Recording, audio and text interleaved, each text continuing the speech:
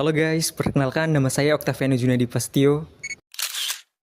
Halo teman-teman, perkenalkan nama saya Since Herlina Kristiana Oematan. Halo teman-teman, perkenalkan saya Cesi Valo. Halo, perkenalkan nama saya Febrianti Gabriela Hunga. Ibu bisa memperkenalkan diri Ibu lebih? Baik, jadi perkenalkan nama saya Carolina Yunita Limulangi. Saya sebenarnya latar belakang pendidikan seorang pengajar. Tapi sejak tahun 2018 memang suka ini ya, membuat kerajinan tangan berupa aksesoris tadi, anting, kalung, gelang. Jadi sejak tahun 2018 itu NCK mulai terbentuk hingga sekarang. Seiring berjalannya waktu ada diferensiasi produk. Jadi ada turunan-turunan lainnya. Jadi perca-perca kain tidak hanya untuk anting, kalung, dan gelang, tapi ada juga tote bag yang kita tambah hias dengan perca tenun, ada blazer, crop top blazer, ada dress yang kita juga pakai perca tenun. Gimana Ibu prosesnya untuk Ibu mengelola kain perca ini? Seperti ini punya kesakan menjahit pakaian kain tenun? Tidak, saya punya adik di depan tuh. Iya. Kalau kalian tadi masuk ada yang penjahit, Iya. iya. Mereka kan ada sampahnya sisa kain tenun itu. Jadi ya itu yang saya gunakan. Kadang juga beli sendiri kainnya. Oh ya. Biasanya itu contohnya buat anting-anting itu butuh berapa waktu ya Untuk satu pasang anting, jadi prosesnya tuh yang paling pertama kita harus buat pola. Buat pola. Kalau potong pola sih, kalau awal-awal masih lama ya, 10 menit bisa jadi. Tapi kalau sekarang 1 menit juga bisa, tergantung. Kalau kita sudah punya polanya, tinggal digaris, gunting ikut pola, kemudian ambil kain tenunnya, ditempel, saya rasa 5 menit tidak sampai bisa satu pasang. Berarti kalau misalnya dalam satu hari itu bisa buat anting hanya anting saja atau ada yang lain misalkan gelang? Itu tergantung, ada dua, tergantung orderan, tergantung mood. Jadi kalau memang tidak ada orderan berarti tergantung mood. Itu kadang kalau lagi mood buat anting, anting semua, buat kalung, kalung semua. Atau kalau ada orderan, minta satu set anting, kalung, gelang, Mbak. Maka berarti yang kita buat waktu itu adalah anting, kalung, dan gelang. Dan biasanya kalau orderan itu mereka tidak mau pakai yang kain sisa yang kami punya. Mereka pesan. Oh, iya. Jadi kami harus beli kain atau cari kain yang memang sesuai dengan motif mereka. Atau lebih seringnya itu ketika mereka jahit dress di depan, sisanya mereka bilang, enggak, tolong bikin supaya sisa yang dress di depan itu sudah jadi satu set. Biasanya itu modelnya dari ide sendiri. Kebanyakan mereka lihat model yang kami sudah buat, mereka bilang kami mau yang seperti ini. Apa yang menjadi pertimbangan utama dalam memilih kain perca untuk dijadikan perhiasan? Saya suka tenun, dan berbekal pengetahuan itu, di tahun 2007 saya lolos tes namanya AYEP. AYEP itu Australia Indonesia Youth Exchange Program. Itu program pertukaran pemuda Indonesia Australia. Jadi akhirnya tahun 2007 saya injakan kaki di Melbourne, di Australia, karena tenun. Ya, jadi itu proses kecintaan saya dengan tenun. Jadi buat saya pribadi, tenun ini yang bawa saya ke luar negeri. Di tahun 2007 ketika saya baru selesai wisuda di Undana sebagai seorang SPD bahasa Inggris, saya dapat hadiah dari Tuhan 2,5 bulan di Melbourne, di Australia. Kemudian di tahun 2019, yang tadi kita flashback lagi ya, yang cerita itu, buat anting-anting, kemudian ada orderan buat anting tenun, dan ada perca tenun. Saya lihat tenun ini kayak cantik sekali di mata saya, di mata orang lain, sampah nih, sudah masuk plastik merah nih, tinggal buang. Tapi di mata saya tuh, karena saya tahu, saya lihat bagaimana proses mereka ambil dari kapas, bagaimana buat dia jadi benang, pewarnaan dan sebagainya, itu buat saya itu keringatnya orang, kerja kerasnya orang. Jadi ketika ditaruh di kantong plastik buat orang yang tidak tahu susahnya buat tenun, mereka lihat itu, mereka buang. Itu kan sampah kan tinggal sepotong, mau buat apa, ya kan? Tapi mungkin background knowledge saya, pengalaman saya sudah melihat bahwa it is not easy to make that. Tidak mudah untuk buat itu barang-barang yang kita mau buang nih. Akhirnya saya anggap itu berharga dan saya sayang sekali. Akhirnya dibuatlah tenun dan 2019 tenun ini pula memberangkatkan saya ke Seoul, Korea. Ya, tahun 2019 saya ke Seoul, Korea Selatan, gara-gara anting tenun. Dan di tahun 2023, saya kembali lagi ke Melbourne, ke Monash University untuk short course 2 minggu di sana juga atas nama NCK Tenun. Kemudian kenapa kita buat training? Karena saya melihat bahwa yang saya lakukan ini istilahnya minim modal. Ya, minim modal.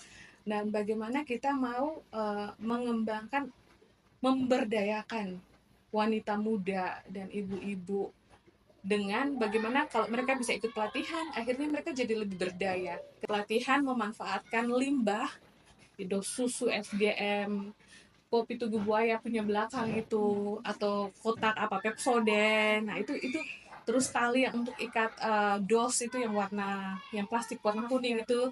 Oh, bukan Raffi ya, yang plastik warna kuning itu bisa dijadikan gelang dan sebagainya. Selanjutnya saya akan memberikan sedikit pertanyaan. Jadi menurut Ibu, bagaimana pemanfaatan kain perca ini membantu mengurangi limbah tekstil? Kalau dari NCK sendiri, paling tidak kami sudah membantu mengurangi limbah tekstil dari penjahit di depan kami dan juga di samping kami dan juga ada beberapa di sekitar. Dan dengan melakukan training ke beberapa ratus orang ini, besar harapan saya, mereka juga mengambil limbah. Memang kami tidak bisa membuat lingkungan langsung bersih, tapi paling tidak ada 1-2 kantong yang mungkin harusnya ke tempat sampah untuk dibakar atau dibuang begitu saja, paling tidak sudah kami selamatkan untuk menjadi uang tambahan bagi keluarga. Baik. Selanjutnya juga, apakah Ibu juga melihat bahwa adanya manfaat ekonomi dari penggunaan kain perca dibandingkan membeli bahan baret? Jadi, Ya, jadi jujur kita bukan hanya perca saja. Sejak ada orderan masuk. Kalau kita buat sendiri, berarti memang kita hanya percaya. Tapi kan ada banyak orderan yang saya mau buat set untuk acara keluarga. Ya, mereka minta misalnya untuk 12 set anting kalung gelang, tapi kainnya kain rote misalnya, atau kainnya, maka otomatis saya beli. Nah, ketika beli otomatis jadi apa istilahnya HPP-nya bertambah. Ya, HPP-nya bertambah. Jadi kalau kita menggunakan perca, kita menggunakan limbah, jujur HPP-nya jadi lebih turun dan margin profitnya jadi lebih naik. ya. Lalu Ibu juga apakah melibatkan komunitas atau pengrajin lokal dalam pembuatan produk ini? Seperti tadi Ibu bilang membeli, ya pasti juga melibatkan pengrajin lokal tentunya. Kalau pengrajin lokal dalam artian penenun otomatis ya, karena kadang kita pun bukan hanya jual anting saja. Nanti mungkin adik-adik bisa lihat ada di postingan juga, itu ada satu etalase penuh itu jualannya kain, di dinding juga itu penuh dengan kain. Karena kalau hanya jual anting saja memang kesannya kayak sedikit sekali, jadi memang kita memberdayakan pengrajin lokal itu sudah pasti. Selain pengrajin lokal, mahasiswa beberapa kali itu dari Politeknik, itu kebetulan mereka ada magang, kayaknya setelah sebulan kalau tidak salah, tiba-tiba ada orderan 500 gelang. Jadinya kita juga memberdayakan mereka juga, dan akhirnya setelah itu mereka juga jualan di Car Free Day dan lumayan, mereka bisa buat sendiri. Dan jadi selain lokal, ada juga orang-orang. Dan biasanya kalau ada orderan yang lumayan banyak, kami tidak bisa handle sendiri. Otomatis kami akan minta teman-teman kami untuk kerja sama. Apa langkah yang Ibu ambil untuk selanjutnya memastikan bahwa praktik usaha yang Ibu lakukan ini tetap ramah lingkungan? Sejauh ini dia ramah lingkungan dan Oh ya, ini ke depannya ya, Iya. ini ke depannya. Kalau saat ini kami memang masih menggunakan plastik untuk bungkus Iya. supaya anting-antingnya tidak kena debu, tidak terpengaruh. Tapi ke depannya kami berencana untuk betul-betul kami tidak pakai plastik lagi, tapi kami mungkin pakai kantong kayak semacam pouch kantong begitu dari bahan katun. Tapi lagi-lagi ini HPP-nya naik ini. Sehingga untuk yang betul-betul istilahnya zero plastic itu akan ada, tapi niche pasarnya itu beda. Ya, jadi nanti mungkin kita akan buat ya diferensiasi target market Iya. ya, supaya yang memang kita sasar itu yang memang middle up, yang memang punya concern untuk yang tadi green economy dan sebagainya ya, friendly apa segala macam, environmental friendly. Nah, itu yang mungkin kita punya niche yang berbeda dan nanti kita akan adakan perubahan. Jadi istilahnya semacam rebranding NCK yang memang untuk target pasar tertentu. Baik, terakhir apa harapan Ibu untuk usaha industri yang Ibu lakukan ini untuk keberlanjutan di masa yang akan datang? Yang baik-baik saja tentunya. NCK tetap jalan, NCK tetap memberkati, baik pelanggan maupun orang-orang yang kami latih. Terima kasih Ibu. Sama-sama, Kak Since. Apa namanya, pakai kata-kata yang apa. Jadi ini ada batu-batu, ini bukan plastik, tapi batu. Kemudian macam ininya juga kita beli yang ini perak. Jadi nanti harganya lebih mahal. Ini mutiara-mutiara sudah disiapkan. Jadi nanti tenun campur. Jadi kami dari 10.000 sampai 75 ada. Jadi ini yang paling Ini, iya ini sudah itu. Tapi itu dia tidak lolos apa istilahnya quality control. itu ya. Kalau quality control itu apa saja yang diperhatikan? Ini sudah rapi. Jadi kami kan pekerjaan orang juga kan. Terus dia kerja tidak rapi ya kan kita jual selesai. Jadi setiap kali mau dijual harus diperiksa kembali. Iya, kalau saya ada di situ saya periksa, tapi kalau saya sudah berjalan berarti kadang saya tidak ini dan begitu sampai sana orang lalu ini kerjanya tidak rapi, aduh berarti itu saya tidak lihat. Tapi ini saya lihat maka sudah tidak lolos.